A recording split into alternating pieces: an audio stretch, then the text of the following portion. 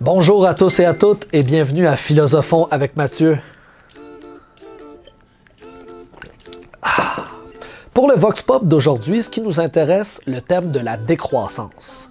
Dans le contexte des élections fédérales, avec la visite de Greta Thunberg, la militante écologiste, et avec la manifestation monstre qui a eu lieu à Montréal et partout à travers le Québec, dont à Sept-Îles, les Québécois n'ont jamais parlé autant d'environnement.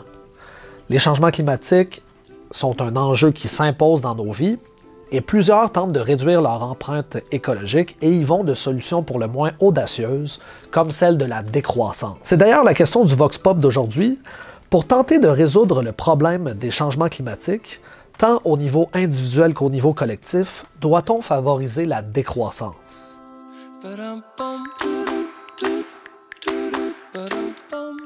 Mais qu'est-ce que la décroissance? En bon philosophe, il est essentiel de s'intéresser au concept de la question et de l'interroger.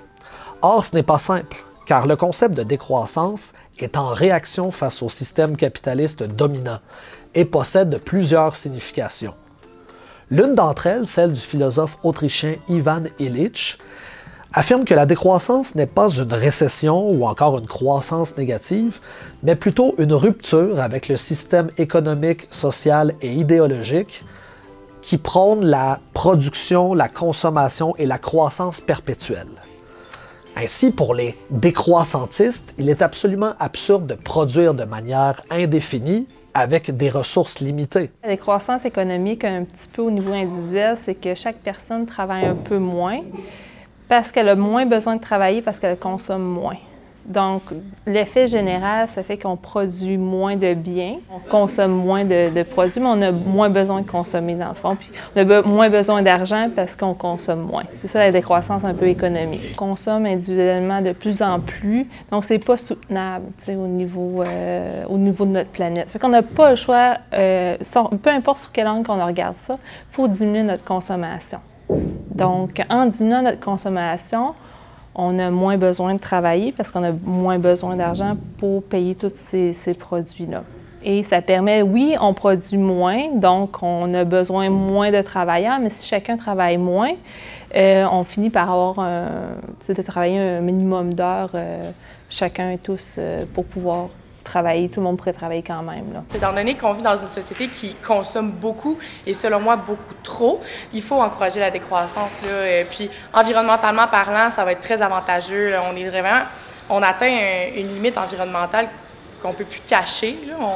Il faut y faire face, puis avec la décroissance, c'est comme ça qu'on va la contrer. Tu penses-tu que ça pourrait être dangereux de fragiliser notre économie sur la Côte-Nord, fragiliser des emplois, que de décroître de cette façon-là, ou tu penses que c'est viable d'un point de vue économique? Bien, c'est sûr qu'à première vue, la décroissance va défaire un peu toute notre structure économique. Puis c'est sûr que ça va faire un gros boom qui va déranger plusieurs, mais je pense qu'en défaisant l'économie qu'on a présentement, ça va nous forcer à en reconstruire une nouvelle qui va seulement être meilleure. Dépasser un certain seuil établi par la raison, il devient contre-productif de continuer à produire sans cesse, car on sabote nos conditions de vie et surtout notre environnement pour l'avenir. Mais déjà d'imposer des limites, puis d'imposer des conséquences, si je peux dire comme ça, okay, pour vraiment, oui, contrer justement le réchauffement climatique, l'empreinte écologique, mais aussi stopper la surproduction. Aussi, là, mettre des limites de production sur certains produits selon la consommation réelle de notre société. Le problème, c'est qu'on est dans une économie extrêmement complexe. On n'est pas dans une économie où tout le monde cultive son petit potager devant soi et on dit, pour sauver des engrais, cultive 5 carottes de moins et 5 navets de moins. Est-ce qu'on peut, si on réduit, disons qu'on décroît, donc il faudrait croître la consommation de tout, est-ce que ça veut dire qu'on décroît la consommation d'université et de cégep? Ça veut dire, est-ce que les mêmes gens y vont, mais pour moins d'heures? Est-ce qu'on exclut des étudiants parce que c'est très coûteux? Les soins de santé, est-ce qu'on dit il y a moins de soins pour tout le monde, il y a moins de soins pour certains? Est-ce qu'on exclut des soins? Parce que c'est ça la décroissance, c'est utiliser moins de choses, produire moins de choses. Et c'est pas au niveau de la nourriture qu'on va faire une décroissance. Parce que l'humain est trop attaché à son confort. Fait qu'il faudrait qu'on régresse en termes de confort. C'est difficile, mais on devrait être capable. Il y a des gens qui y arrivent, un pays au complet, la Suède, pourquoi pas nous autres? Il faudrait réduire un peu, un minimum. Moi, je pense qu'on doit revenir quand même un peu en arrière, mais là, je parle pas non plus de nous enlever du confort, je pense que c'est plus de nous enlever du luxe. Je pense qu'il y a des choses qui vont faire en sorte que notre vie va être très agréable et très paisible, mais qu'on peut quand même enlever. Il y a des... En fait, c'est plus de faire des efforts au quotidien. Par contre, je pense que c'est à l'individu à faire des changements, mais c'est beaucoup au gouvernement à légiférer et c'est aux entreprises aussi à s'adapter. Donc, je pense que ça doit venir de tous les côtés. Ça part de nos habitudes de vie, juste changer nos manières, notre façon de consommer, apprendre à dire non souvent, comme là, c'est beaucoup tendance, les pailles réutilisables, les bouteilles d'eau, ça part tout de là, qu'est-ce qu'on fait à la base comme individu, pas tout le temps attendre après le gouvernement, les décisions du gouvernement. Juste, c'est les habitudes qu'on prend à tous les jours qui va pouvoir apporter du changement avec l'environnement. Je pense que rendu où on est au point aujourd'hui avec l'environnement, toutes les catastrophes qu'il y a avec tout ça, je pense que l'économie s'est rendue comme que, je dis pas que c'est pas important, mais c'est qu'on est rendu à un point que c'est l'environnement qui compte le plus en premier. Avant de faire de l'argent, je pense qu'il faut qu'on clean la planète puis que c'est ça, je pense plus que c'est la priorité. Plus concrètement, les décroissantistes souhaitent que nous changions de façon radicale nos modes de vie. Donc, consommer moins, consommer plus intelligemment, consommer local, favoriser l'économie circulaire, manger moins de viande de manière substantielle, limiter nos transports autant par avion que par voiture, faire du compost, etc., etc. Donc, c'est de multiplier les initiatives pour réduire notre empreinte écologique.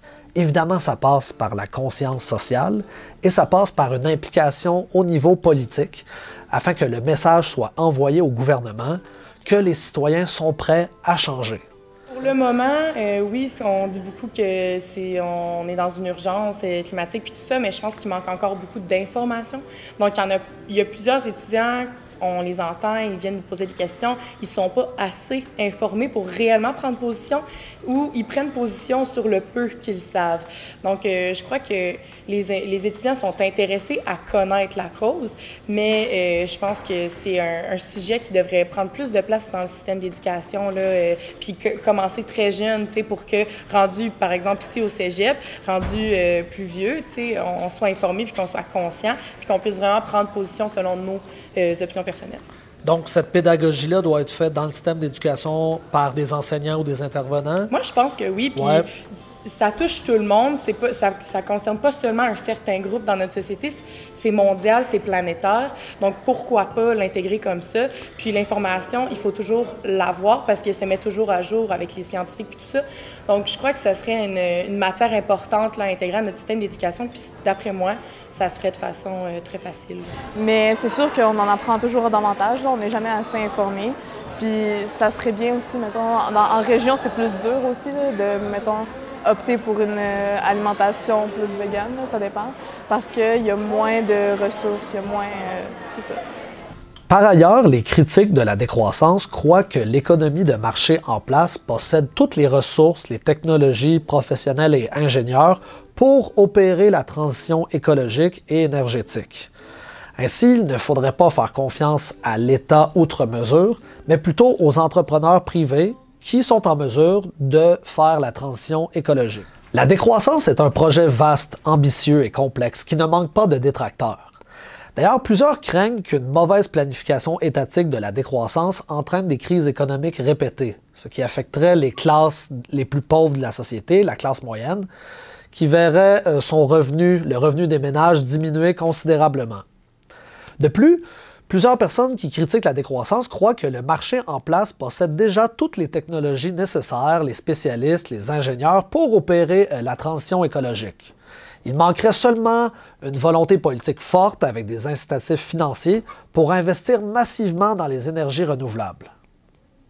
Les personnes aujourd'hui qui ont les grands capitaux pour faire des gros projets, c'est pas le monde comme toi, moi, elle, n'importe qui, c'est du monde qui ont des entreprises.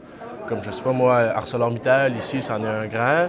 IOC, après ça, on va plus loin, Nissan. Toutes ces grosses compagnies-là, ils ont des ressources économiques pas mal plus grandes que le personnage moyen. Mais c'est sûr que d'essayer de cette façon-là, d'arriver à pas une régression énergétique, excuse, tu veux dire?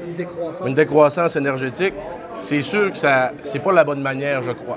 Ça prend un équilibre à l'intérieur de chaque société parce que, pareil pour les voitures électriques, si jamais on transformerait toutes les voitures en voitures électriques, aux États-Unis, ça causerait plus de problèmes que d'autres choses. Pourquoi? Parce que il y a beaucoup d'électricité qui est faite grâce à des centrales au charbon et des centrales nucléaires aux États-Unis, et ça cause des problèmes. Et ça ne veut pas dire qu'elles peuvent être autant productives que les premières électricités citées.